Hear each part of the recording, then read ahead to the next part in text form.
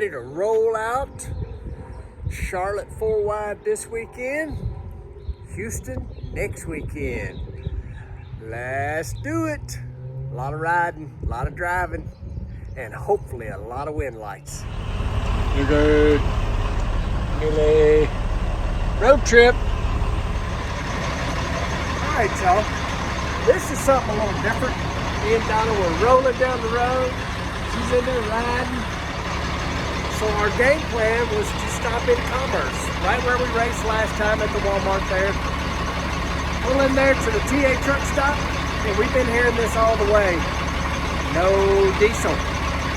So it's funny, if y'all watched the video from Atlanta, I gave the lady in the TA there a fan appreciation pack. She was in there working again tonight, and she's like, they are out, don't know when they're getting any diesel. So, backtrack. Looked like a few exits. I called ahead to the Loves. They got diesel. I said, wow, no fuel. I don't know why. Good morning, everyone. It is, what is it, Chris? Today's what? Friday. It's Friday. Qualifying late. Qualifying late. Nighttime run. Big flames. Big flames. Low ETs, big speed. That's right. No. So what he's really hoping, though, is I don't tear up his brand new tires that he's mounting. Nighttime usually means big grip. Big grip usually means might be rough on the tires at the finish line. So this is getting to be pretty cool, y'all. I got another guy here. Watch, I was talking with you selfie that time my mouth was going. That's fine. So you come up and said you watched the channel. Yeah. Appreciate it. Yeah. And oh, Angry Hornet. Yeah. Oh, Justin. Oh, yeah. So what was you saying something about you just enjoy being able to find info on Top Fuel? It's just, there's not another crew out there that uploads anything to the internet that gives as much information on you guys. For all us tech nerds, tech school students that, y'all inspire other people to do this. And I think, honestly, y'all are leading the way and creating another generation of Top Fuel dragsters. So tune in. You might learn something. I thought I just did it for fun, but apparently people are learning. That's occasional. Thank you. Yes, sir. All right. Got the car on the ground. Looking good, ready to go. We are in third quad, third lane. First lap. Should be about 8 o'clock tonight. We'll see what happens, folks. Getting ready to roll up for Q1. We're quad 3, lane 3. Got a cool guest in here, old Earl over here. So Earl don't brag a whole lot, but I'm gonna brag on him. Is it 8-time Clevite Engine Builder of the Year? 2-time. Oh, I thought it was like 8 8. That would be miraculous. 2-time. And what that means was Earl put together the baddest NASCAR motors there were for a couple years in a row. You did it way longer than that, but you won that deal twice. Yeah, I won that in 2007 and 2010. And the interesting thing is in 2010, when I won that award, I also come out here for about 13 races and worked on the funny car. And by the end of the year, I was pretty spent, needless to say, but it was cool. Yeah, it was great opportunities. Reckon how many small block Chevrolets you've had your hands on?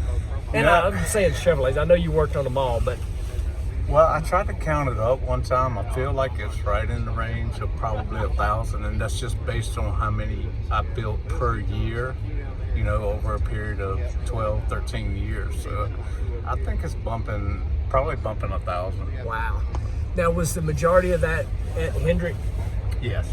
The only cup engines I worked for Hendrick. So yeah, it was a good run with those guys, and a lot of great opportunities. And I still, to this day, really can't believe it. Sometimes you look back at the trophies and the rings and what we accomplished in that organization. It's profound. It was hard to look back and understand that you had that much accomplishment and so many great team members contributing.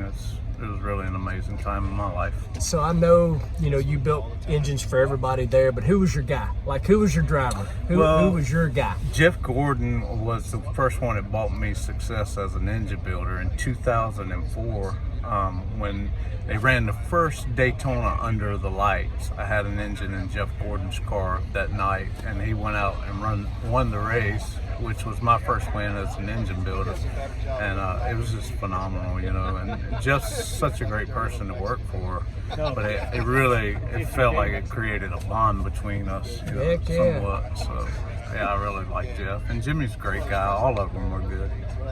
Yeah, y'all had some good drivers over there. There ain't no doubt about that. Yeah. Well, folks, we are not done asking Earl questions, but I got to think about putting my helmet on and getting up here and go stomp on that loud pedal.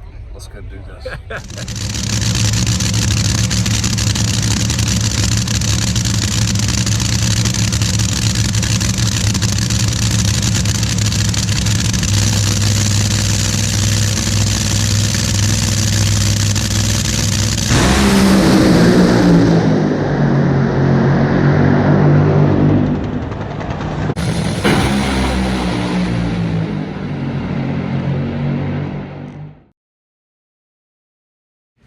All right, y'all, normally I grab this thing and tell y'all what we did. They kept me down there to do an interview, and when I got back, Mike was already outside here. I guess looked like a human Roman candle going down the racetrack. Yeah, you were definitely the Roman candle. What we really think is the racetrack was not lit very well down there, so Clay just wanted to light it up, make it easier for the other cars to see where the finish line was. But so we inadvertently had a puke hose come off a valve cover, and we just happened to coincidentally tighten the rings up on a couple pistons, got a little pan pressure, and there's a lot of oil up in the valve covers, and it all came out on the racetrack, unfortunately. So we got an oil down penalty. Yeah, we did. We got an oil down penalty, and that hurts, but we'll go back out there and stand on it again. We did it again. So as I'm going down through there, I mean, it's going, like it's going pretty good.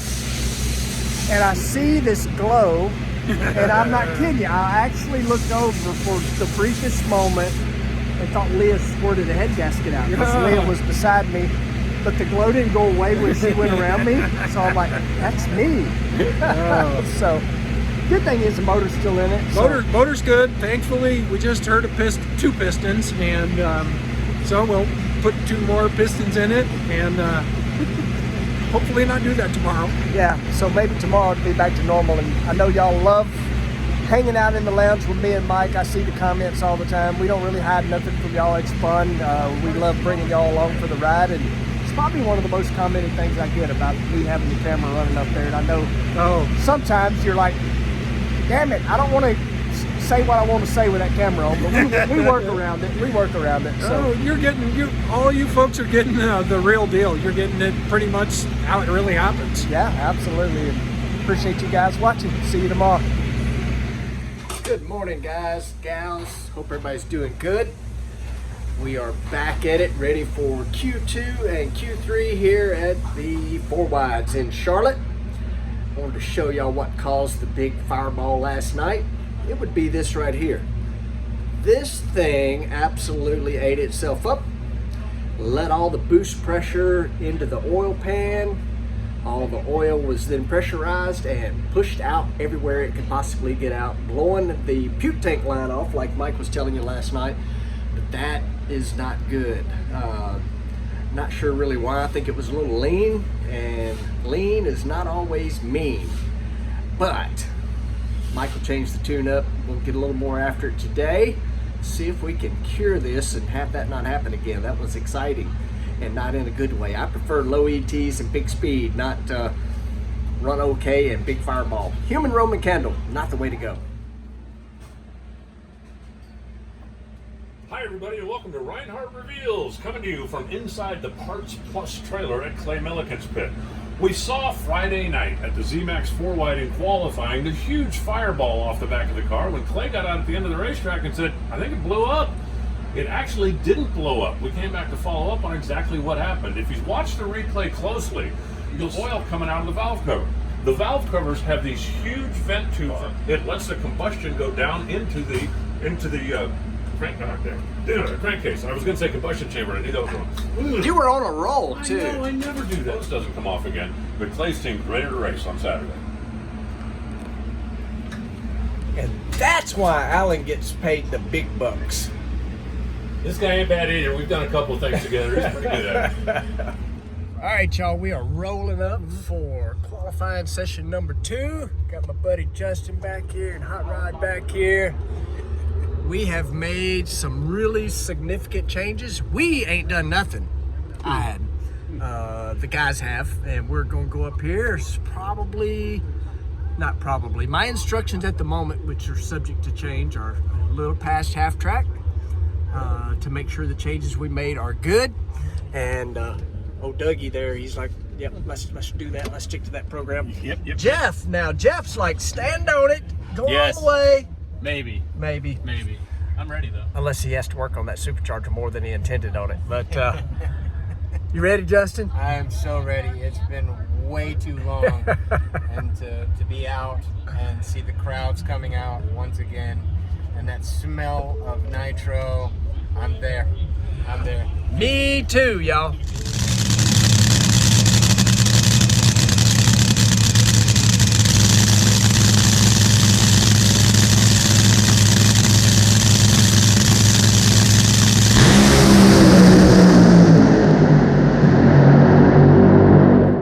No scale. All right, y'all. That was nice, awesome half track. Didn't want to shut it off because it was booking. Looking at it here, 837, 212, 301, 286 to half track. That was a number rolling up. What y'all think back here? That was good. Unbelievable. Oh, good. Great run. That was a stomp on the loud. That was a stomp on the loud pedal. Nice, good run. Jeff, I don't think I made you no extra work. I don't think so. And we'll get it ready to go again. This time, if everything looks good, motor looks good after those changes, we'll probably go a little further, y'all. Yes. Pow pow. Pow pow. Sunny side up. All right, folks, rolling up for Q3. I got Dr. Kayla riding with me in here. So Dr. Kayla's like a whole segment of the show. We'll have to do that at some point. But she keeps me in line, make sure I'm halfway doing things correctly. That's right. But nobody keeps this one in line. Whitney, I guess. Yeah, there's two, Whitney and Donna. Yeah, Whitney and Donna keep Doug in line. Quad 3, lane 1. Rolling.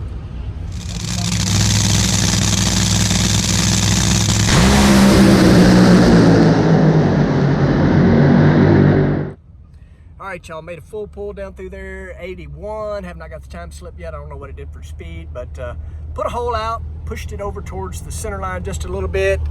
What'd you see back there, Dr. Kayla? All good from back All there. good back there? Golly, look at the helmet here. It's all good too. But looks like it's clean and dry. Mike did say on the radio that he didn't see the hole out and Chris did, so they didn't push the button on me. But I mean, it still went pretty good, 81. So we'll see what the time slip says and go from there. So we picked up the time slip.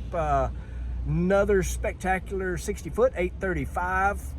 Looking at the other 4 cars in our quad, the next best was Leah with an 839.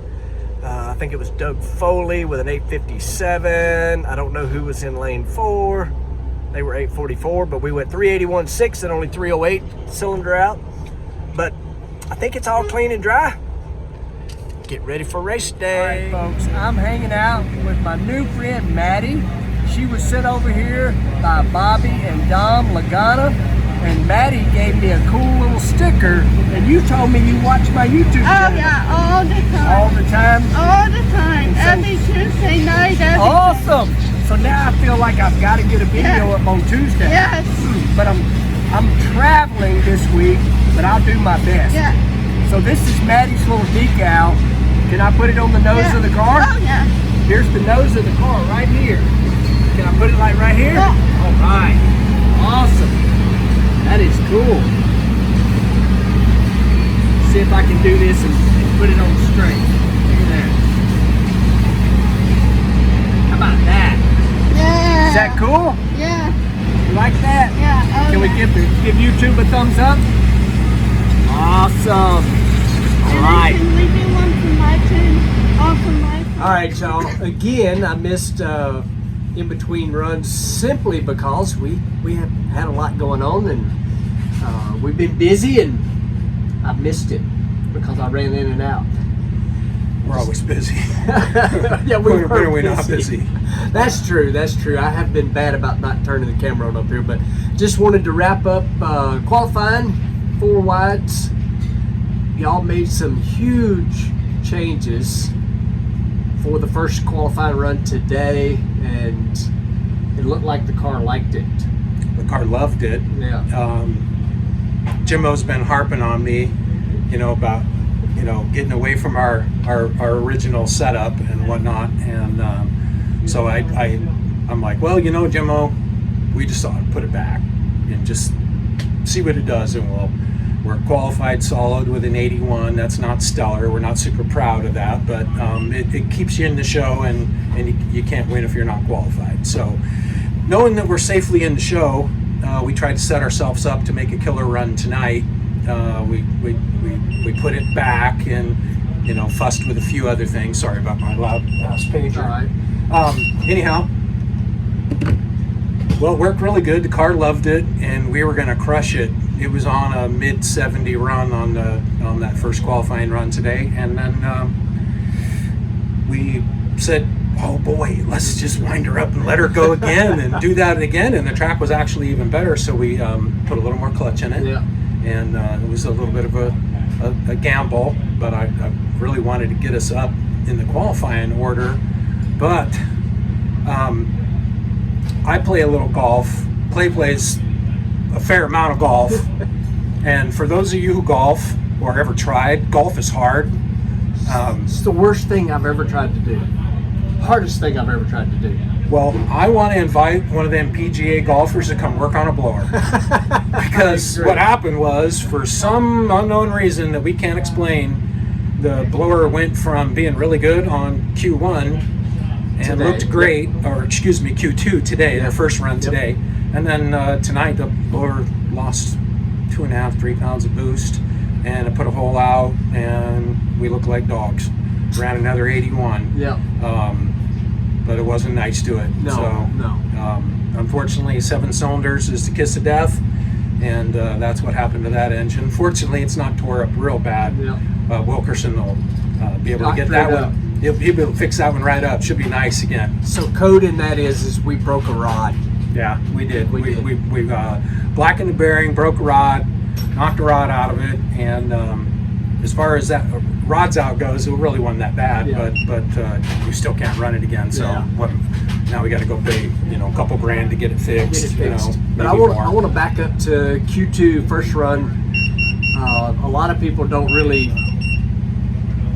know what these teams are doing sometimes, and so me and Mike have done this together for so long that we made a planned shutoff run. And it's funny because we almost know what each other's going to say half the time, and this thing rips. I'm telling y'all, the low ET of that group of cars, that session, was a 380.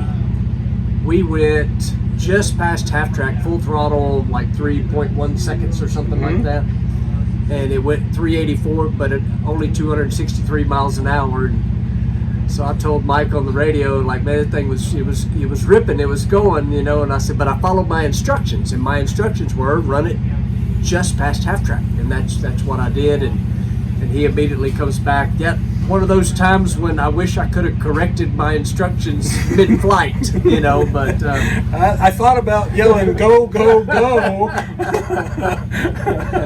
But that's too much like stop, stop, yeah, stop. Exactly. when you're going 300 miles an hour.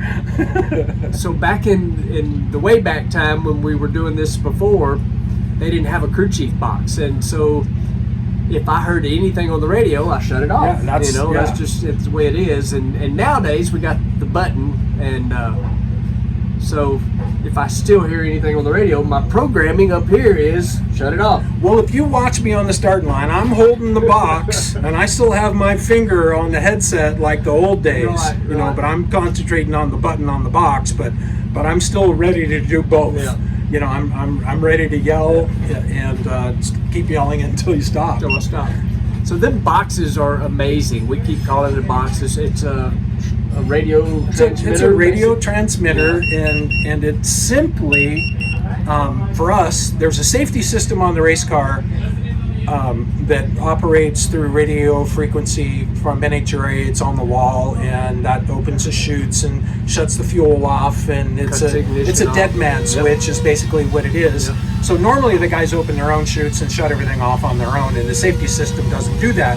But when we have the shut-off box, it just simply disconnects the throttle from the gas pedal. on our car.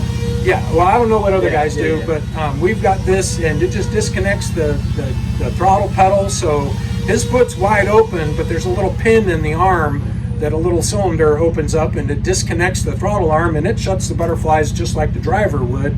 And then, of course, your head hits the dash, and then it scares the crap out and of then you. you lift off the gas. Yeah, exactly. And you say, "What happened?" Yeah. Or I think most time I'll say, "Did you hit the button?" to make sure something didn't break, But it is very shocking when that happens, and it is much quicker and much more effective than yelling stop. Yeah, because there's just it's the reaction Yeah, time. It's exactly. the, oh, gee, that looks really bad. I might ought to tell him to stop. Yeah, and then by the time you yell it and the time I respond to it, push the button, boom, no more throttle. But the button is way better. Oh, but, yeah. But we saved ourselves a lot of runs, a lot of trauma and Yep. stuff. Using the radio. And we've always made sure we have really good communication between you and I and the race car and all that good stuff. So it's we've always had a good radio communication. And we still screw it up every now and then, but everybody does. But we talk a lot. The majority of it is like in the shutdown area because he's getting instant, fresh information of whatever I felt, whatever, and it's not always right, but a lot of times it is. You're good. So it's a weird brown cardboard box. Okay. So everybody, this is Blaine. Tell everybody who you are. My name is Blaine. What's your last name? Blaine Mullican.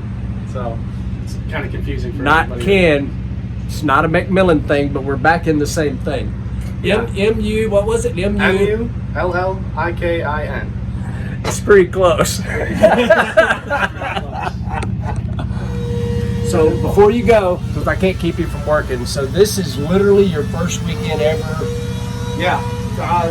The first nitro run that I had, it was a big ball of fire, but it was super, super exciting, and I've just been, living the dream pretty much. It's all I've ever wanted to do. So I just graduated a week ago from UNOH, and there you go.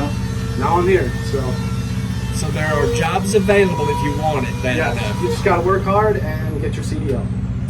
CDL's big. CDL's big. It's huge. All right, y'all. That wraps up qualifying. I don't even know. Doesn't matter what quad we got tomorrow, and I don't even know where we end up qualifying. Where did we? Not sure. We just I don't even know either. We just got the sheet. We're in the quad with Brittany Force, Jim Morrison, and Justin Ashley, and us. But tomorrow it's going to be different. Tomorrow it's supposed to be a little bit cloudy. So track may be a little different than it was today. Yeah. But then again, it could be sunny and hot. Yeah, The weatherman that's could for be sure. wrong. He's been wrong about the clouds before. I bet you we have plenty of water in the water box. Yeah, just a tiny bit of a sore subject, but there's been there's been a lot of water, plenty of water. Oh. There was so much water that when you went to water this time it splashed. It's like, oh, that's cool. That's That's what I told you, like the razor running through a mud hole. Folks, I'm keeping Mike from working. Appreciate y'all tuning in as always. And me and Mike have been talking about it. Y'all seem to love like the in-depth dig into whatever part of the car. So if y'all would do me a favor and Mike a favor, comment down below. Like the clutch video has just been on fire. So y'all tell us what you want us to explain. I'll talk. Mike will explain it. That's kind of how that works. But Yeah, we'll dig into whatever you want us to dig into. Just comment down below. We'll do it. I mean, whatever part of the car, or maybe anything about it, and we'll make it happen. We'll dive deep into whatever you want to dive deep into. There's just all kinds of intricate little widgets on the race car that some of you might be really interested in. So whatever you're curious about, let us know, and we can do a little tech story on and we'll do something completely separate from what we are normally doing on YouTube. We'll make it a special little thing, and we'll put it out about whatever part of the car, and whatever y'all want us to do, we'll make it happen. Looking forward to it. Yep. We've got great feedback from lots of fans at the racetrack, so we're real happy, and we're looking forward to putting some new stuff in the can. And I know we're sitting here running long, but how awesome was Maddie out there a while ago? Oh man! So Maddie, y'all will see this in the video. This is already, Maddie was just out here. Maddie has her own YouTube channel, and her name is Maddie Lehman. So I had actually saw her comment because obviously I thought of Peter Lehman. And anyway, y'all check out Maddie's channel. I'll try to tag her in this video, but she's a sweet little girl, and we put a cool little decal on the car. But she was one of them. I mean, we've had so many people coming up talking about the YouTube thing, and she was pretty cool though. She was awesome. Well, everybody. Yep. Hope we have good luck tomorrow. Yes. Thanks, guys.